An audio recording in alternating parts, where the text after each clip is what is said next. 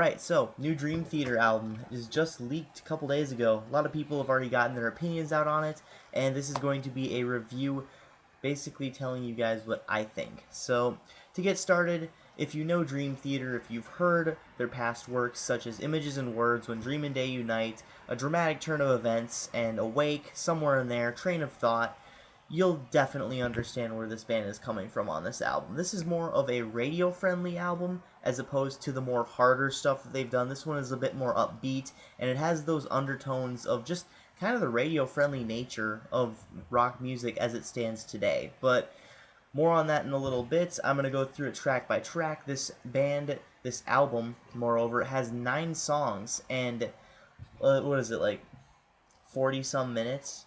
Because all the other songs are like ranging from the 2 minute and 30-second long mark to 22 minutes actually. Illumination Theory, the final track, 22 minutes. Of course, it's divided into parts, but it's under the same headline as Illumination Theory, and that's probably one of my favorite songs on this album. It just has edge. It has a lot of just technical elements and just a lot of technicality and a lot of variation in the structure and the lyrics. The lyrics are very well crafted, well written, and it's just a really great song altogether. Great closer, and a lot of people have, attested to feeling something when they listen to this track in its entirety. Feeling just, I don't know, motivated, I suppose, or just feeling something. Just, like whether it's, they're watching a movie or it just makes you think about life in a different way. But I listen to it, and I can attest to that. I agree. It's an amazing song. It's something that you can really rock out to in the beginning. It just has that edge, but it gradually just shifts into different variations of song structures. So, I don't know. It's really different, but I'm getting way too ahead of myself. I am reviewing this album, so I might as well review it backwards. I'm going to do something a little bit different. Along for the Ride. This is the 8th track, and it's kind of a reminiscent of Another Day, actually. That song that had the saxophones, and the saxophones are replaced by these synthesizers that sound like they came straight out of like I don't know, like Dragon Ball Z game. I played this Dragon Ball Z game before, Legacy of Goku 2, and it used synthesizers in the Game Boy screen exactly like this. I don't know why it reminds me of that. I mean, like, Lacuna Coil did the same thing in Dark Adrenaline, but it just kind of reminded me of that. I don't know. It seemed kind of random unless I explain it, but that's why I did so. So, Along for the Ride, it is a ballad. It's more of a downbeat track. It was one of the singles. It was the second single out there, and I actually do really like this. It's got a really unique twist, but just like Another Day, it took me a while to get used to those synthesizers. It just kind of took me a while to warm up and ease into it when I started listening to it, because at first, like the saxophone in Another Day, it sounded off. But now I'm used to it. Okay, Surrender to Reason. This is another great one. Really like it. Awesome vocals by James LaBrie, but then again, it's James LaBrie. What do you expect? The next one, Behind the Veil. Not my favorite song. I think of it as more of like a kind of a filler track in the realm of Dream Theater. I mean, when it comes down to it, Dream Theater aren't really a filler type of band, but this song definitely fits the bill for that. So the next one, The Bigger Picture. Radio-friendly dribble. I'm sorry for all of you guys who like this song. I know there's a lot of hardcore Dream Theater fans out there, but it's just too poppy, too upbeat. The structure's all right, I suppose, but it's just not really one of my favorite songs. I'm sorry. I was really bored of it. I was just kind of lying on my bed while I was listening to this song, and I was like, ugh. Next song, please.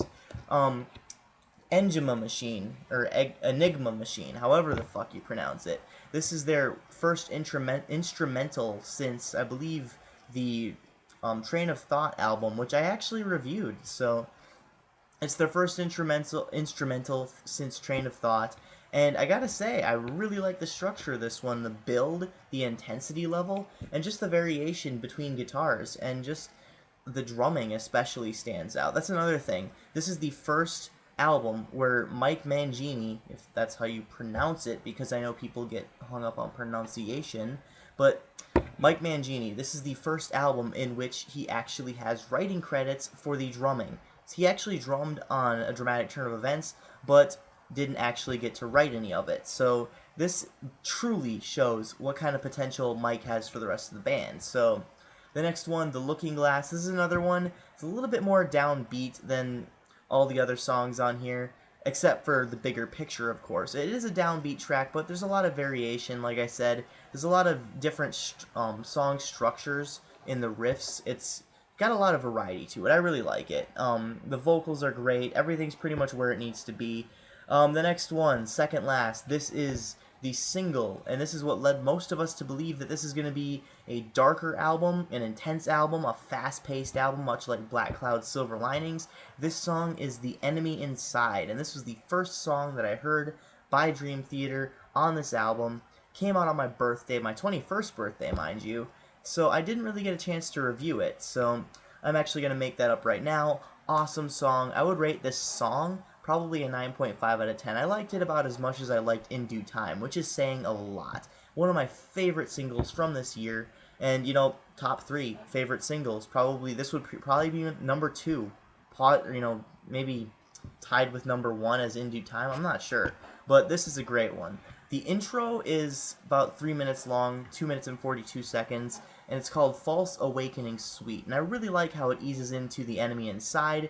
It's really technical, it's really Dream Theater-like, and it's gritty. It has edge, much like The Enemy Inside. So, I just reviewed the album backwards for the very first time in Midnight Strike history. So, or in reviewing history maybe, I don't know. But it was just all kind of a mistake.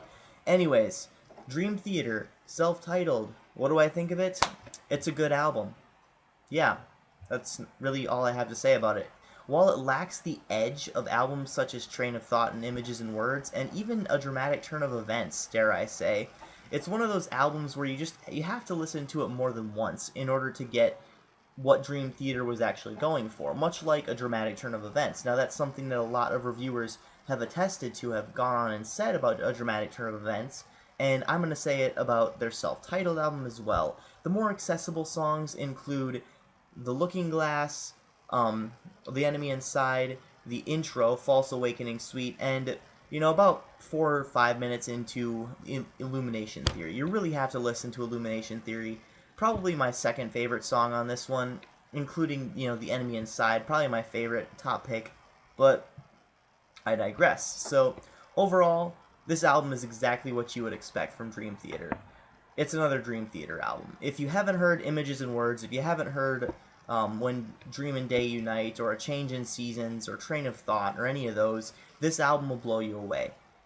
But since we've heard all this stuff, it's just, it's another Dream Theater album. It's good. I love it. I like the songs on here, but it's nothing that I was really too surprised by when it comes to Dream Theater. So I'm going to give it a 9 out of 10. It's a decent listen. It's very good, but it's not excellent. It's not outstanding. It doesn't bring everything up to the next level like you would imagine Dream Theater should.